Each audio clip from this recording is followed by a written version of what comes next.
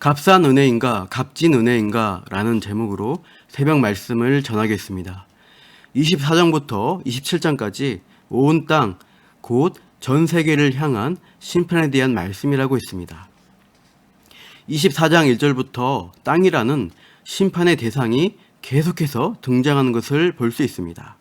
땅을 공허하게 하신다. 황폐하고 황무하게 하신다. 땅이 슬퍼하게 되고 실질적으로 땅에 사는 사람들이 이런 심판을 겪는다고 합니다. 기쁨과 즐거움이 사라지고 슬픔과 탄식만 남을 것을 경고합니다. 그리고 오늘 본문에서도 17절부터 땅에 대한 심판의 말씀이 이어집니다. 그런데 그전 14절부터 16절에는 여호와를 찬양하며 환호하는 일단의 무리가 등장합니다. 이 무리의 정체가 무엇이냐에 대해서 논란이 많습니다. 땅의 심판에서 살아남은 세상 사람이라고도 하고 13절과 관련해서 감람나무와 포도 수확에서 남은 것을 의미하는 즉 남은 자를 뜻한다고도 합니다. 즉 하나님의 심판에서 제외되거나 구원받은 특정한 사람들로 보기도 하는데요. 전체 문맥을 볼 때 세상에 흩어져 있는 이스라엘 민족 사람들로 보는 것이 더 좋을 것 같습니다. 왜냐하면 24장 전체 문맥이 온 세상에 대한 심판을 강조하는데 중간에 갑자기 구원받은 사람들의 환호성이 나오는 게 어색합니다. 무엇보다도 그런 환호성에 반해서 16절 하반절에서 이사야 선지자는 절망적인 반응을 하고 있습니다. 그래서 심판이 다 끝나고 살아남거나 구원받은 사람으로 보기가 어렵습니다. 여전히 심판이 진행되어야 하는 상황에서 하나님의 심판을 오해한 이스라엘 사람들의 환호성으로 보는 게 맞을 것 같습니다. 14절에서 16절 상반절까지 나오는 이 무리의 환호는 동서남북 사방의 방향에서 들려오는 것으로 묘사됩니다. 14절 바다에서부터 크게 외친다고 합니다. 여기서 바다는 이스라엘에게 있어서 서쪽을 가리킵니다. 이스라엘 서쪽에 지중해가 있습니다. 이스라엘 사람들의 사고방식으로는 바다라고 하면 서쪽에 있는 지중해를 자연스럽게 떠올립니다. 특히 본문 15절에서 동방이라는 방향과 대조가 되기 때문에 14절의 바다에서부터를 서쪽에서부터라고 보는 게 더 의미적으로 맞습니다. 서쪽에서부터 환호성이 시작됩니다. 다음 15절에 동방은 원어로 빛이 밝아오는 지역을 가리킵니다. 즉 해가 뜨는 동쪽을 가리킵니다. 바다 모든 섬은 두로나 키프로스가 있는 시리아 해변을 가리킨다고 보면 이스라엘의 북쪽이 됩니다. 16절 땅끝은 땅의 날개라는 원어의 의미로 정확한 방향은 정해지지 않지만 흐름상 남쪽 끝으로 이해할 수 있겠습니다. 그러니까 온 세상에 흩어져 있는 이스라엘 사람들이 하나님의 영광, 그분을 영화롭게 하는 찬송의 환호를 외치는데 서쪽에서부터 시작하여 동쪽, 그리고 북쪽, 남쪽, 사방으로 해서 그 환호성이 들려오는 것이죠. 16절 노래하는 소리가 우리에게 들리기를 의로우신 이에게 영광을 돌리세. 즉 우리 예루살렘에 있는 이사야를 포함한 이스라엘 사람들에게까지 여호와의 승리와 구원을 기뻐하는 소리들이 들려오는 것입니다. 즉 이스라엘 사람들은 세상을 심판하시는 하나님이 이스라엘의 적들을 쳐부수고 이스라엘만 구원하셨다고 생각하고 환호성을 지르는 것입니다. 그러나 온 땅 사방에 흩어져 환호하는 이스라엘 사람들의 열정적 반응에 반해서 이사야 선지자의 반응은 심각합니다. 16절 중간에 보시면 그러나 나는 이르기를 나는 쇠잔하였고 나는 쇠잔하였으니 내게 화가 있도다.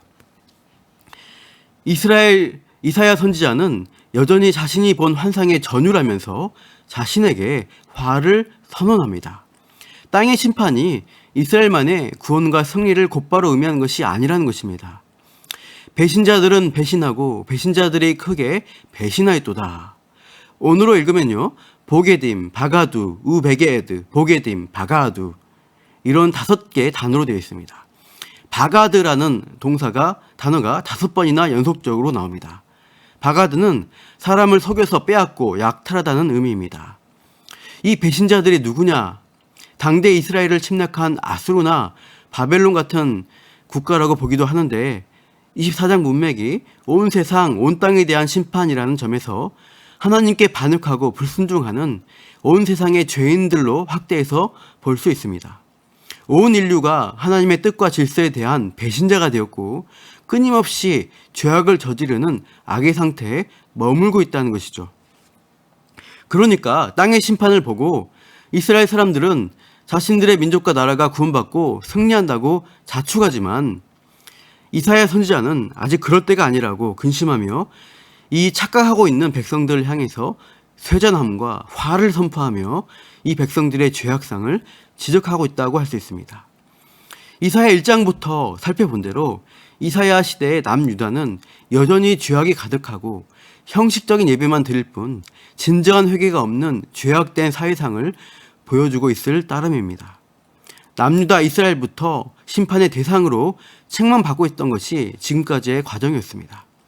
섣부른 구원과 환호는 진정한 회개를 막는 것입니다. 확실한 구원과 은혜에 도달하기 위해서는 그 전에 철저한 심판과 죄에 대한 각성이 선행되어야 합니다. 그래서 이 이스라엘을 포함한 땅의 주민들에 대한 심판이 계속 주어집니다. 17절 땅의 주민아 두려움과 함정과 올무가 내게 이르렀나니 17절 원어 발음으로 하면요. 파드, 와파트, 와파흐 원어 순서로 두려움과 함정과 올무란 단어입니다. 두려움과 함정과 올무가 내게 이르렀다. 땅의 주민아라고 순서로 되어 있습니다.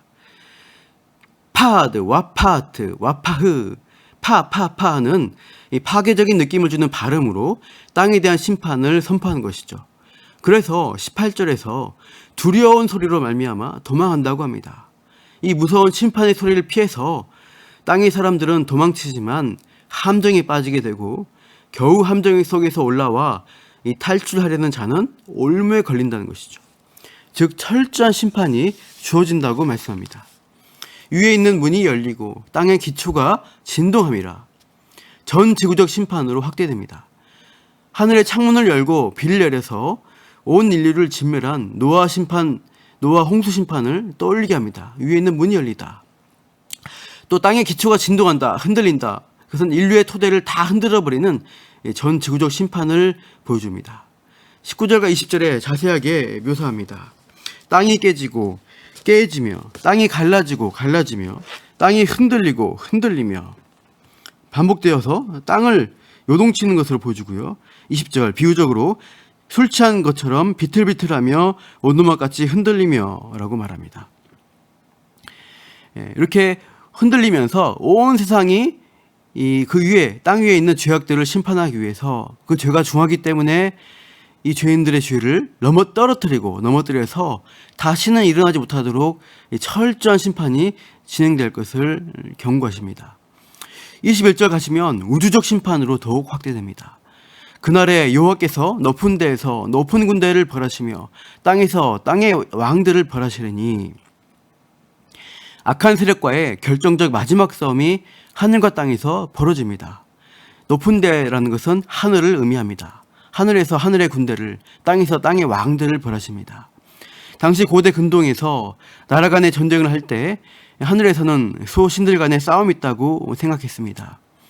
세상의 우상신들과의 싸움이 있다는 것이고 영적인 의미로 공중의 권세 잡은 자 사탄과의 영적 전투가 벌어지는 것을 가리킵니다. 땅에서는 무력과 폭력으로 다스리는 이 땅의 권세자들에게도 하나님이 벌을 내리시겠다고 합니다. 하늘의 악한 세력들과 땅의 악한 세력들이 다 심판받아 22절 깊은 옥에 갇히고 결국에는 마지막 형벌로 그들의 운명이 귀결됩니다. 그렇게 해서 최종적으로 23절 달과 해가 수치와 부끄러움을 받습니다. 왜냐? 이는 만군의 여호와께서 시온산과 예루살렘에서 왕이 되시고 그 장로들 앞에서 영광을 나타내실 것임이라. 요한계시록에 있는 말씀을 연상하게 합니다. 해나 달의 비침이 쓸데없다. 왜냐하면 하나님의 영광이 온 세상을 새롭게 비추기 때문이죠. 그런 영광과 승리의 날이 이 철저한 심판 이후에 임하게 될 것을 말씀하시고 있습니다.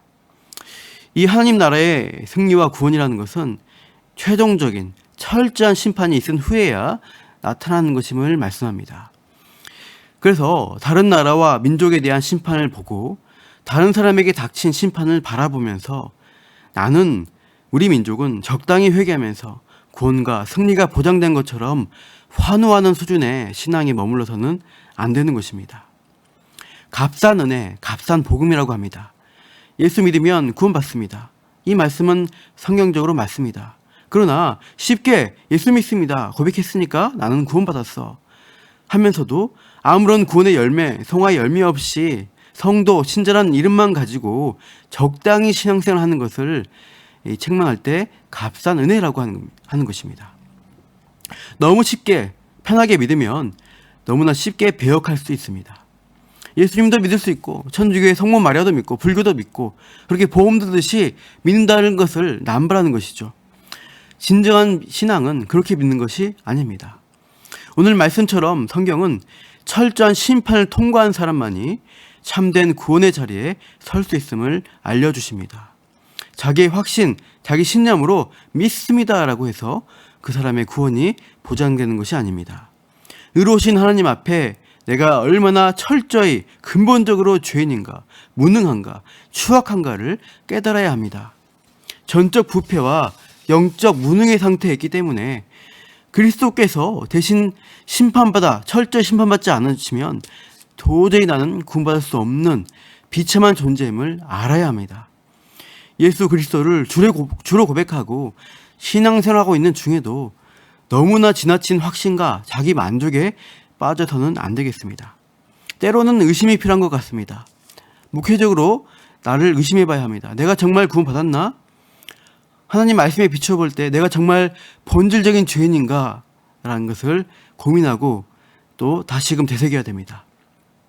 그렇게 이 죄인됨을 깨닫고 철저히 이 죄악 가운데 싸움 가운데 있을 때 우리가 다시금 구원의 은혜에 머물게 되고 그래서 하루하루 살아갈 때에 성령의 은혜를 붙들고 말씀에 순종하도록 애쓰는 것입니다. 우리는 값싼 은혜로 구원받은 것이 아니라 값진 은혜로 구원받습니다. 그리스도의 값비싼 그 은혜를 철저한 죄의 각성으로 두려움과 떨림으로 받으시고 감사하며 날마다 그 은혜를 누리기 위해서 애쓰며 피 흘리기까지 죄와 싸워나가시는 순종의 길 걸어가시는 저 여러분 되기를 축복합니다. 기도하겠습니다. 하나님 아버지, 철저한 죄인됨을 고백하지도 않고 값싼 은혜로 구원받은 것 같은 착각 속에 살지 않도록 도와주옵소서. 그리스도께서 이루어주신 값진 은혜를 진정으로 깨닫도록 역사하여 주옵소서. 죄에 대해 철저히 심판하시는 하나님 앞에 우리의 죄 또한 깊이 각성하고 더욱 값진 은혜를 구하며 오늘도 내 안에 남은 죄성과 싸우며 성화의 길을 걸어가게 하여 주옵소서. 그렇게 일하실 주님을 기대하며 감사하며 이 모든 말씀 예수님의 이름으로 기도합니다. 아멘.